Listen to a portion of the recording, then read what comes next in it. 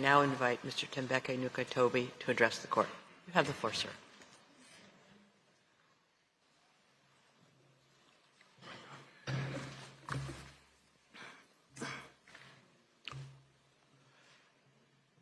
Madam President and distinguished members of the court, it is a privilege to appear before the court on behalf of South Africa.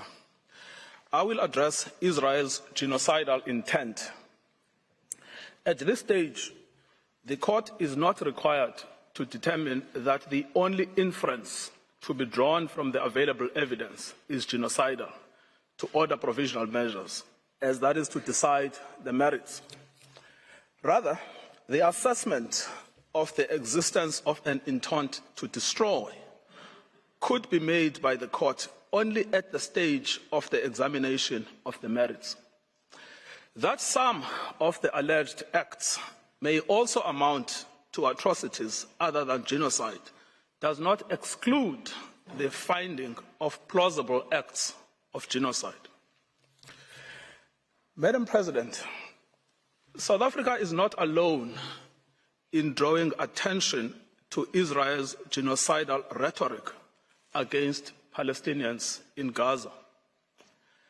15 United Nations special rapporteurs and 21 members of the United Nations working groups have warned that what is happening in Gaza reflects a genocide in the making and an overt intent to destroy the Palestinian people under occupation. Israel has a genocidal intent against the Palestinians in Gaza. That is evident from the way in which Israel's military attack is being conducted, which has been described by Ms. Hassim SC. It is systematic in its character and form. The mass displacement of the population of Gaza, headed into areas where they continue to be killed, and the deliberate creation of conditions that, quote, lead to a slow death, unquote.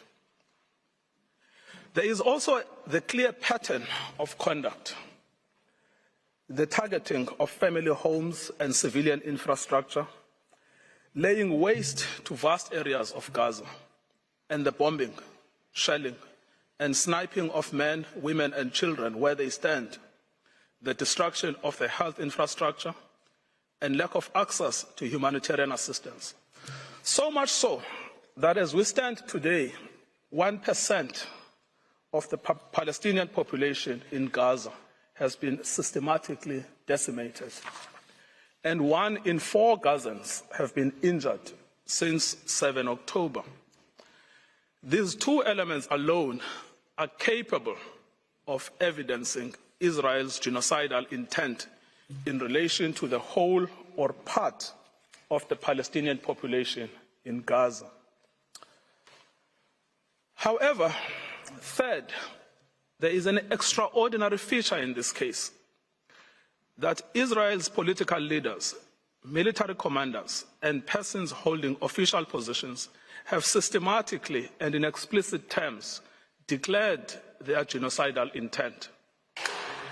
And these statements are then repeated by soldiers on the ground in Gaza as they engage in the destruction of Palestinians and the physical infrastructure of Gaza. We show this third element next. Israel's special genocidal intent is rooted in the belief that, in fact, the enemy is not just the military wing of Hamas, or indeed Hamas generally, but is embedded in the fabric of Palestinian life in Gaza. On 7 October, in a televised address, Israeli Prime Minister Benjamin Netanyahu declared war on Gaza, and I quote, Israel had started clearing out the communities that have been infiltrated by terrorists. And he warned of an unprecedented price to be paid by the enemy. There are more than 2.3 million Palestinians in Gaza. Israel is the occupying power, in control of Gaza. It controls entry, exit, and the internal movements of inside Gaza. And qua Prime Minister, Mr. Netanyahu exercises overall command over the Israeli Defense Force and, in turn, the Palestinians in Gaza. Prime Minister Netanyahu, in his address to the Israeli forces on 28 October 2023, preparing for the invasion of Gaza, urged the soldiers to remember what Amalek has done to you. This refers to the biblical command by God to Saul for the retaliatory destruction of an entire group of people known as the Amalekites, put to death men and women, children and infants, cattle and sheep, camels and donkeys. The genocidal invocation to Amalek was anything but idle. It was repeated by Mr. Netanyahu in a letter to the Israeli Armed Forces on 3 November 2023. Madam President, let the Prime Minister's words speak for themselves.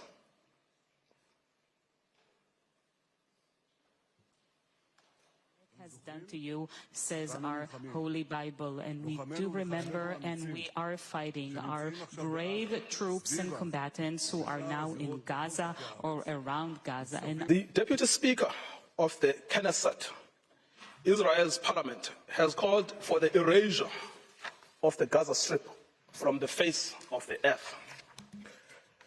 The Defense Force agrees.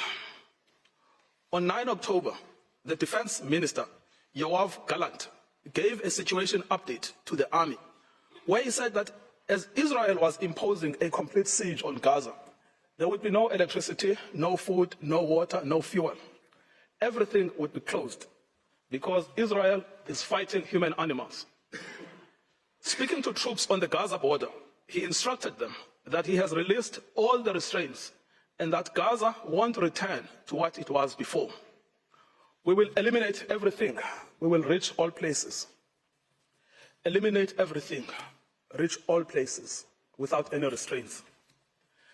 The theme of destruction of human animals was reiterated by an Israeli army coordinator of government activities in the territories on 9 October 2023, who, in an address to Hamas and the residents of Gaza, stated that Hamas has become ISIS and that the citizens of Gaza are celebrating instead of being horrified. He concluded that human animals are dealt with accordingly. Israel has imposed a total blockade on Gaza. No electricity, no water, just damage. You wanted hell, you will get hell. The language of systematic dehumanization is evident here.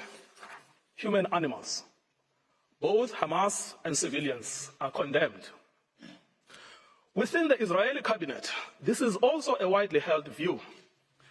The Minister of Energy and Infrastructure, Israel Katz, called for the denial of water and fuel, as this is what will happen to a people of children killers and slaughterers. This admits of no ambiguity. It means to create conditions of death of the Palestinian people in Gaza. To die a slow death because of starvation and dehydration, or to die quickly because of a bomb attack or snipers, but to die nevertheless. In fact, Heritage Minister Amichai Eliyahu said that Israel must find ways for Gazans that are more painful than death. It is no answer to say that neither are in command of the army. They are ministers in the Israeli government. They vote in the Knesset and are in a position to shape state policy. The intent to destroy Gaza has been nurtured at the highest levels of state, as President Isaac Herzog has joined the ranks of those signing bombs destined for Gaza.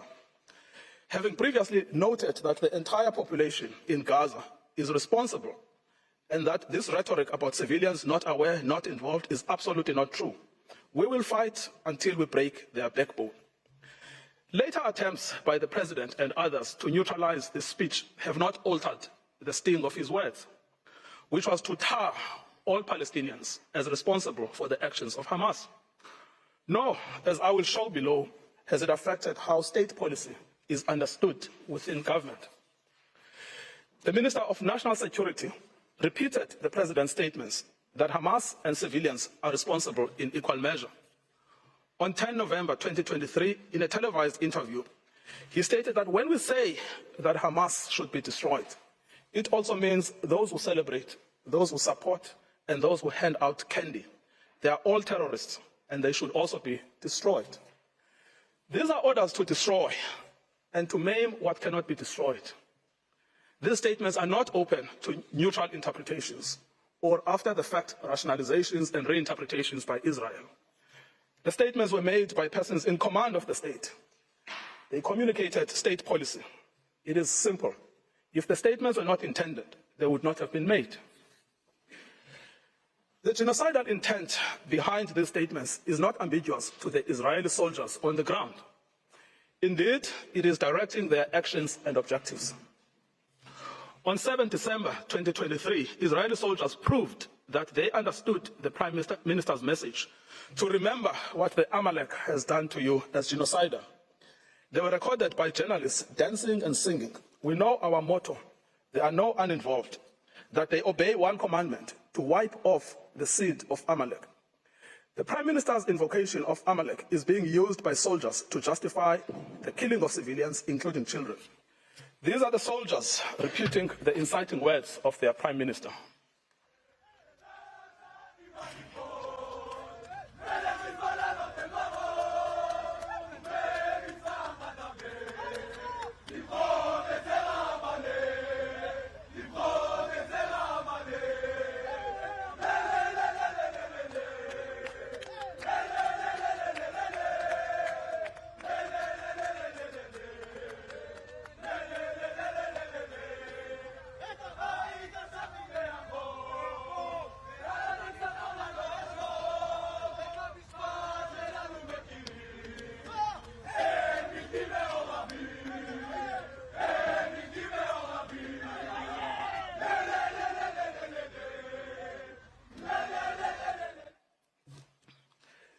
Israeli soldiers in Gaza were filmed dancing, chanting, and singing in November.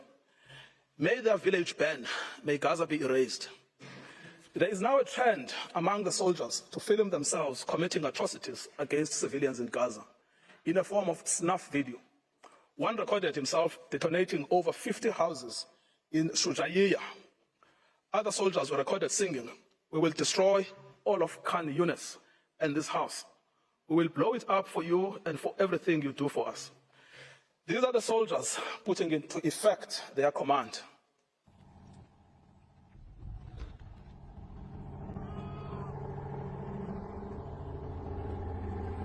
שכונת סג'אעיה ז"ל, יא חלוץ, בעזרת השם יהיה לכם.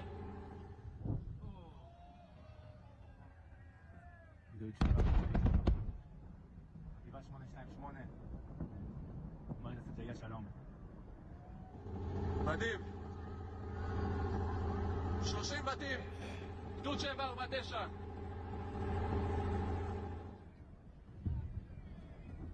כאן, מתחיל הניצחון.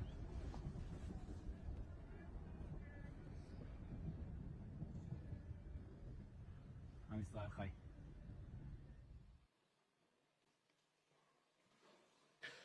The commanders of the army are also of the same mind. Israeli army commander Yair Ben David has stated that the army had done in Beit Hanon and did there as Shimon and Levi did in Nablus, and that the entire Gaza should resemble Beit Hanon. Israeli soldier Yeshai Shalev published a video against the backdrop of the ruins of what was the site of Al-Azhar University with the caption, "Once upon a time, there was a university in Gaza, and in practice, a school for murderers and human animals." Soldiers obviously believe that this language and their actions are acceptable because the destruction of Palestinian life in Gaza is articulated state policy. Senior political and military officials encouraged without censure the 95-year-old Israeli army reservist Ezra Yachin, a veteran of the Deir Yassin massacre against the Palestinians in 1948, to speak to the soldiers ahead of the ground invasion in Gaza. In his tour, he echoed the same sentiment while being driven around in an officially Israeli army vehicle, dressed in Israeli army fatigue. I quote, Be triumphant and finish them off. And don't leave anyone behind. Erase the memory of them. Erase them, their families, mothers, and children. These animals can no longer live. If you have an Arab neighbor, don't wait. Go to his home and shoot him. We want to invade, not like before. We want to enter and destroy what's in front of us, and destroy houses, then destroy the one after it. With all of our forces, complete destruction, enter and destroy. As you can see, we will witness things we've never dreamed of. Let them drop bombs on them and erase them. As recently as 7 January 2024, a video of a soldier was posted online where he boasts that the army had destroyed the entire village of Hibat Azar. For 2 weeks, he said, they had worked hard to bomb the village and executed their mandate. Any suggestion that senior politicians did not mean what they said, much less that the meaning was not understood by soldiers in Gaza, would be without any merit. The scale of destruction in Gaza, the mass targeting of family homes and civilians, the war being a war on children, all make clear that genocidal intent is both understood and is being put into practice. The articulated intent is the destruction of Palestinian life in all its manifestations. The genocidal rhetoric is also commonplace within the Israeli Knesset. Members of the Knesset have repeatedly called for Gaza to be wiped out, flattened, erased, and crushed on all its inhabitants. They have deplored anyone feeling sorry for the uninvolved Gazans, asserting repeatedly that there are no uninvolved, that there are no innocents in Gaza, that the killers of the women and children should not be separated from the citizens of Gaza, and that the children of Gaza have brought this upon themselves, and that there should be one sentence for everyone there, death. Finally, the lawmakers have called for mercilessly bombing from the air, with some advocating for the use of nuclear doomsday weapons, and a Nakba that will overshadow the Nakba of 48. The Prime Minister's genocidal speech has gained ground among some elements of civil society. A famous singer has repeated Mr. Netanyahu's Amalek reference, stating that Gaza must be wiped out and be destroyed with every Amalek seed. We simply must destroy all of Gaza and exterminate everyone who is there. Another has called to erase Gaza, not leave a single person there. Journalists and commentators have announced that the woman is an enemy, the baby is an enemy, the pregnant woman is an enemy. That it is necessary to turn the strip into a slaughterhouse, to demolish every house our soldiers come across, exterminate everyone. The intentional failure of the government of Israel to condemn, prevent, and punish such genocidal incitement constitutes in itself a grave violation of the Genocide Convention. We should recall, Madam President, that in Article 1 of the Convention, Israel confirmed that genocide, whether committed in time of peace or in time of war, is a crime under international law, and it undertook to prevent and to punish it as such. This failure to prevent, condemn, and punish such speech by the government has served to normalize genocidal rhetoric and extreme danger for Palestinians within Israeli society. As MK Moshe Sada from the Likud party has said, the government's own attorneys share his views that Palestinians in Gaza must be destroyed. I quote, "You go anywhere and they tell you to destroy them. In the kibbutz, they tell you to destroy them.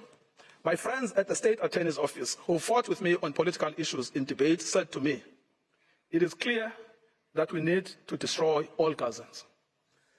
Destroy all Gazans." Israel is aware of its destruction of Palestinian life and infrastructure. Despite this knowledge, it has maintained and indeed intensified its military activity in Gaza. As to full awareness, in the week after 7 October, NGOs and the United Nations warned of an unprecedented humanitarian crisis in Gaza. The UN stated that actors must allow humanitarian teams and goods to immediately and safely reach the hundreds of thousands of people in need. So right from the beginning, Israel knew that it was depriving water, food, electricity, and essentials for survival. It said so. Everything is closed. It is known that it was depriving Palestinians of healthcare and treatment for injury in the middle of an unprecedented bombardment, of food and water, and of other essentials for survival. This prompted the World Health Organization to say, "We are on our knees asking for sustained, scaled-up, protected humanitarian operations, appealing to all those in a situation to make a decision or influence decision makers to give us the humanitarian space to address this human catastrophe." Despite this knowledge, Israel continues to target infrastructure essential for survival: water and sanitation infrastructure, solar panels, bakeries, mills, crops. It bombs hospitals, decimating the healthcare system. It targets aid workers and the infrastructure of the United Nations. It is because of the policy of Israel that Gaza has become a place of death and despair. In conclusion, Madam President, many propagators of grave atrocities have protested that they were misunderstood, that they did not mean what they said, and that their own words were taken out of context. What state would admit to a genocidal intent? Yet, the distinctive feature of this case has not been the silence as such, but the reiteration and repetition of genocidal speech throughout every sphere of state in Israel. We remind the court of the identity and authority of the genocidal inciters: the Prime Minister, the President, the Minister of Defense, the Minister of National Security, the Minister of Energy and Infrastructure, members of the Knesset, senior army officials, and foot soldiers. Genocidal utterances are therefore not out in the fringes. They are embodied in state policy. The intent to destroy is plainly understood by soldiers on the ground. It is also fully understood by some within the Israeli society, with the government facing criticism for allowing in any aid to Gaza on the basis that it is recanting on its promise to starve Palestinians. Any suggestion that Israeli officials did not mean what they said, or were not fully understood by soldiers and civilians alike to mean what they said, should be rejected by this court. The evidence of genocidal intent is not only chilling, it is also overwhelming and incontrovertible. Madam President, it is now